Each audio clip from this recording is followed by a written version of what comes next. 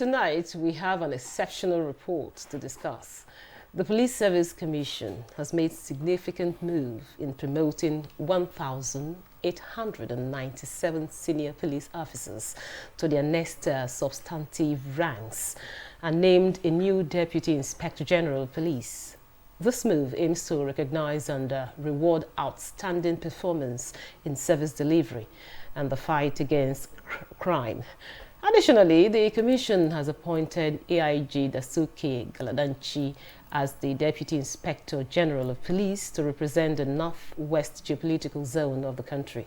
This development has significant implications for the structure and leadership of the Nigerian police force, and its impact cannot be overstated.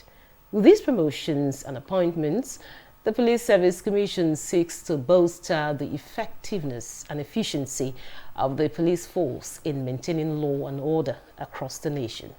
Now that the police has reloaded its objective to serve the nation and the Nigerian people in a fair and professional manner, what is expected of the force to checkmate adamant criminal minds that are hell-bent in establishing crime and terror syndicates?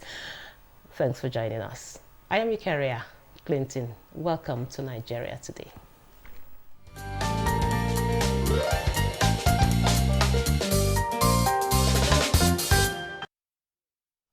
Joining us in the studio tonight, we have two distinguished guests. Mr. Olumide Shodendi is the Director, Department of Police Promotions.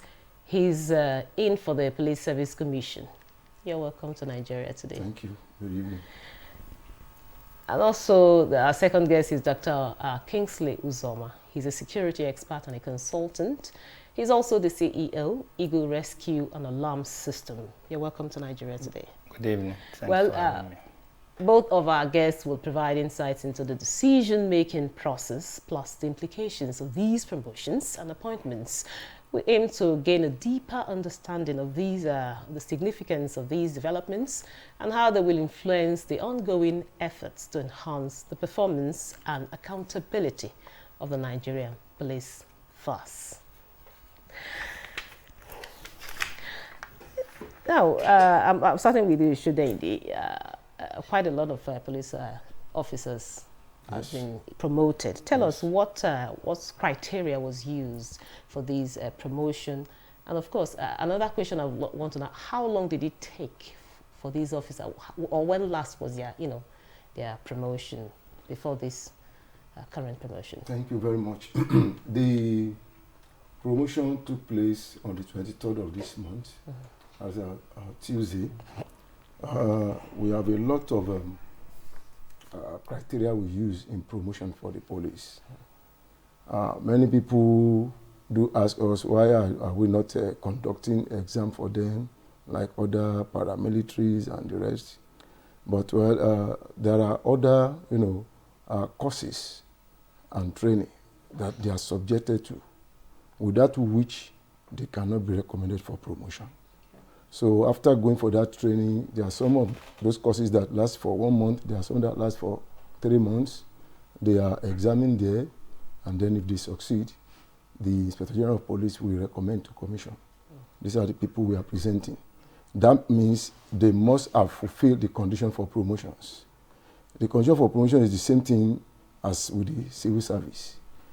There must be vacancy, then people must be, matured for that promotion. Promotion, we have different maturity period. For police, majorly we have 3 years for them. But that is all things being equal. There are some of them that have spent 6 years, some of them have spent 7 years. It depends on what rank they are. There are some ranks that are very tight to move out of to another one, especially when you are a CSP, that is somebody that is in between SUPOL and ACPOL. ACPOL means somebody crossing from SUPOL to Commissioner Kedia. When you're saying SUPOL, let us understand. Some of us don't know. SUPOL means SUPOL starts from Assistant Superintendent of Police. Okay. What do you call it? there are three categories of that. We have assistant superintendent of police, we have deputy superintendent of police, we have a superintendent of police, we have chief superintendent of police. So the CSP is the last, rank before you climb into the commissioner cadre. So many of them spend a lot of time on that cadre because from commissioner of police rank upward is very, very tight. Commission is trying to see how we can open up now so that many of them can move. So they remain there for long a time until that vacancy is created, and then they begin to move. So, like those people we just promoted now, some of them have spent 6 years, some of them have spent 5 years, before they are moving out of that very cadre. So that is what normally happens in police, maybe because of the size. It's a very large organization, very large, So it gives a lot of, distortion, so to say, before, you are allowed to move from one cadre to another. So we have looked into all those things. We look at the year they've spent on one rank or the other before we promote them. Once IGP recommends, bring names, we look at it. We have a record, we have to search, and we make sure that, what the IG has sent is correct. Once that one is correct, the board will sit on it, and then they will be promoted. Okay, I'll take you up on the issue of the tightness, but before then, let's hear Dr. Kingsley Uzoma. Now, what value would this add to the Nigerian police force? You're talking from in the security angle. Well, before the security angle, you look at the individuals first that got the promotion, got elevated. That's the appreciations for their job and the first sign of encouragement from the system that their efforts are not in futility, they are well recognized, and more job is expected of them. But down in the system is where we, the citizens, have concerns. Are you getting this elevation to raise your shoulders, to relax in the office? Because ideally, when these promotions are done, it is expected that we feel the impact in the society, that is more secured cities and suburbs and what have you. But from experience, you discover that when some of these people are promoted, instead of securing the larger Nigerians, you see that the good hands somehow find themselves working with the VIPs, especially just like he said, those are the super cadre. But when you are at the commissioner level, you are area commanders, tactical commanders, and what have you. But we don't expect people who get more promotion and sit in the office. That's where we have problems. So back to you, Shudayndi. You talked about being tight. Now, is it that there are no people retiring? Because I know even in the civil service, when you say it's very tight, some persons, every year we have people retiring. Yeah, that's very okay. No, and again, how transparent and objective was this process of promoting these persons, these officers? Thank you very much. You see, when I say it's very tight, it is true that almost every day, 1 or 2, 3 police officers will retire. But if 1,000 persons retired and you have about 3,000 persons to promote, definitely, it's already tight. The number of people retiring does not make up for the number of people that want to take up that positions. You understand? So we have to look at some other, factors as recommended by the IGP.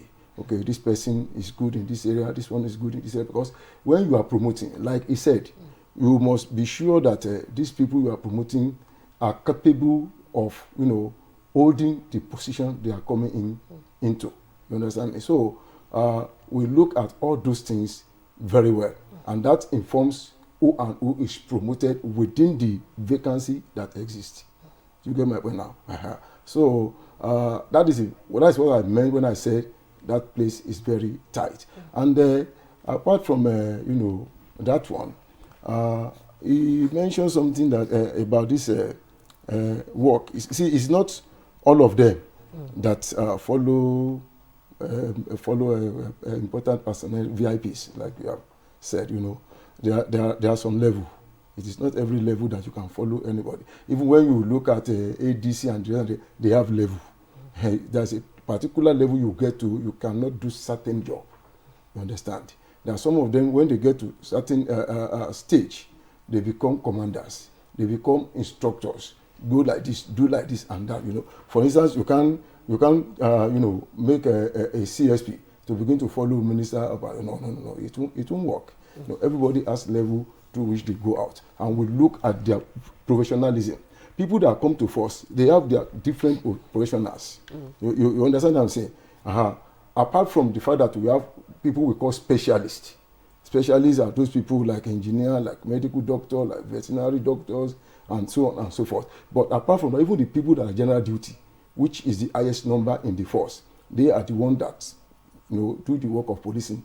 You know, go around to do this, to arrest, to do that. That is general duty. You know, we have more number in that place than the specialists. You get my point? So, looking at the structure of the force itself, you know, we in the commission, we need you know, to really look at it critically before we give out promotion to people. There are some promotion we reject. And we say no, this person cannot go now. Why? This person cannot go now. Why is that? Yes, because of what we have that is, you know, peculiar to commission. As they are working, we are studying as well, and then we put down some things. So when time comes for promotion, then we know how to handle it. Like for instance, when you have PDM, pending disciplinary matter, until that matter is clear, you can't go. No matter who is recommending you, commission must sit and clear that, you know, PDM before we allow you to go. So people like that are PDM, we will drop them. People that would score that well, like they're supposed to have up to 3 uppers at least, and score at least B. So if we discover you are not part of that, or you don't score up to that, then we drop you, you know, from that list until another time when you are able to, you know, to prove yourself. Okay, this is still Nigeria today, and we are looking at the Police Service Commission, the promotion that just took place by that was approved by the Police Service Commission. And let's take a break here and hear what Nigerians are saying about the promotions of the police officers and the new DIG in the block, as put together by Thomas Ogbetere. Don't go away.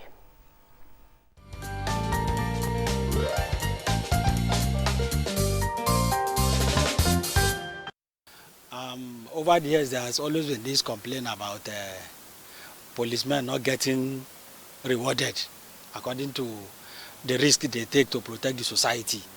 So I feel with this promotion, promotion of a backlog of officers that have not been promoted, it is going to boost their morale.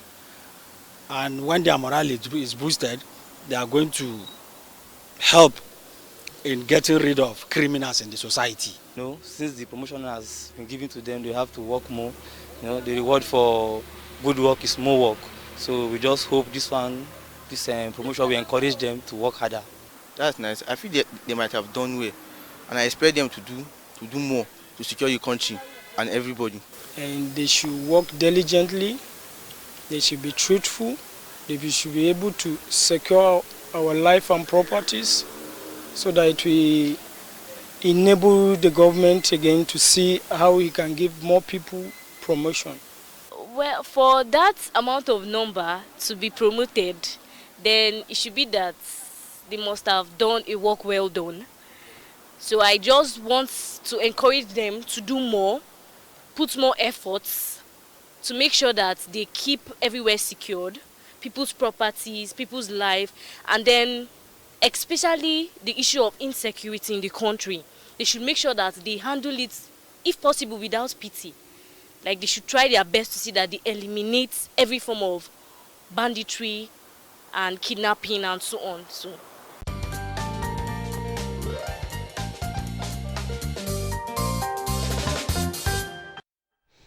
Welcome back.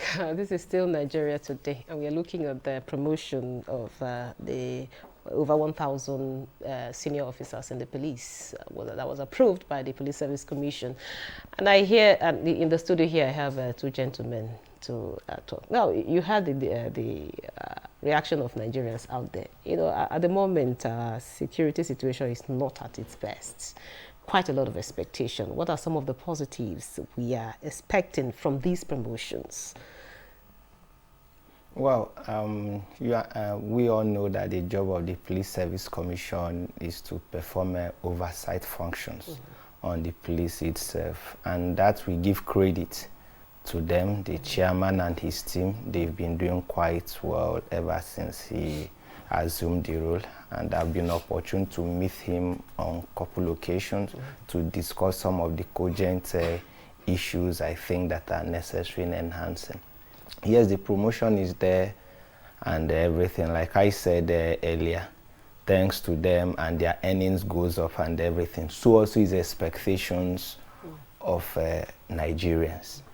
And if you look at the promotion, you see that yes, as regards the DIG, is applicable to a geopolitical zone, northwest precisely, who's the person that will be retiring next month, maybe on the 2nd, then he's to fill the gap. So away from the portfolio they occupy, representing their geopolitical zone, I expect the same police, the same service commission to give them the mandate of protecting, enhancing security across their geopolitical zone. Not just that maybe we wait until when there are general elections, you have the DIGs to be in charge of their geopolitical zone. The fact that you are a member of the management team of the police, you should be responsible also for your geopolitical zone out of the seas.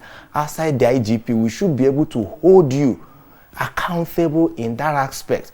Now that I'm from Southeast and the man representing me is Frank Mba, DIG, he should be held responsible on internal security in that aspect. So that's the way we expect them to work. So all the commissioners of police, the AIG, because personally myself, among other Nigerians, you discover that you have, for instance, AIGs are in charge of zones. For 1 month, 2 months, 6 months, they've not even traveled across the roads. The same state, they are in charge of their zone. Those are aspects the service commission need to pay attention. Or these days, officers in charge of internal securities are traveling the road that common commuters, Nigerians are afraid to ply. Officers are also afraid to use the road and they want to go on air. That's why you see that the issues of security, it seems as if maybe they don't know what they are doing. Yes, we have them well trained, the officers, but if you also x-ray the trends and personnel inside, you discover that most of them that really have that passion to do the police job, they are fast exiting out of the system. The generations we have here just maybe got enrolled into the system because of lack of job, not that they have passion for the police job. That's why, like when I made reference earlier, you see that maybe some of them would prefer to be with VIPs, work in offices, other than being on patrol. But I thank God, like I said earlier, I've met the chairman of the commission, and with the new recruitment, the trends are changing. Okay. So, Mr. Chudendi, what I said is beyond the name. It's not just about giving you, promoting you, and your shoulder is high up there, but you should also do the job. Now, what measures are in place to ensure that these promoted officers, uphold high standard of professionalism and ethical conduct? Let me start by saying, even police commission under the leadership of Dr. Solomon Arase is taking a new dimension. The only promotion exercises, we normally interview from DC to CPs, and CP to CP to AIGs and AIG to DIGs. And we just, interview them just like that, But the one we did on Tuesday, we have a serious record on it, video record, that after the whole thing, we are going to sit down. Because what we normally ask them, you are like you said, you are representing either a state or your political zone. What is the problem in that place? And what are you thinking as an officer that if you give you this promotion, you are going to do? And many of them speak out their mind. You know, we are collating that one in the office now because it's on record. So after the collation now, we sit down and bring out policies on those things. But other than that, you know, that is the essence of all these DIGs too. They meet with their boss, which is the IG, to discuss what is the problem in your zone. What is this? How do we manage it? Everybody suggests, and you know, they deploy people, you know, to go ahead. You see, Nigeria is a very porous country. What I mean by that porous city is our borderline. You know, with one country, you know, those people that border us, you know, we don't have any good, you know, control over our borders. And when such thing happens, it makes it difficult for policing. That's because people come in at different, you don't even identify them, you don't even know them. So it's not only, you know, this work is not police problem, so to say. There are other people that need to help police to achieve their purpose. Like people in immigration now. How do people enter into this country? Many people we are calling bandits today, are they Nigerians? Majority of them are not Nigerians, but they have entered into this country. So it becomes the problem of police to now chase them around. You know, they are doing their best, so to say. Honestly, people outside may not know, but we that are inside will know. How many police die almost every day? Why? In the line of duty, they went to go and do this, to go and do that. Some of them will not come back. By the time we hear is their dead body, will bring back. You know, so it shows they are really working, honestly speaking. But what we are saying is they are not enough, and they are not enough equipment to even do their job.